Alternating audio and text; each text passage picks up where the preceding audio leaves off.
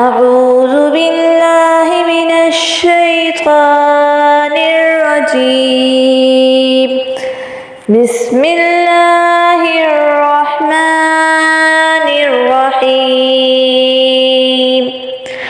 أرأيت الذي يكذب بالدين فذلك الذي يدع اليتيم ولا يحض على طعام المسكين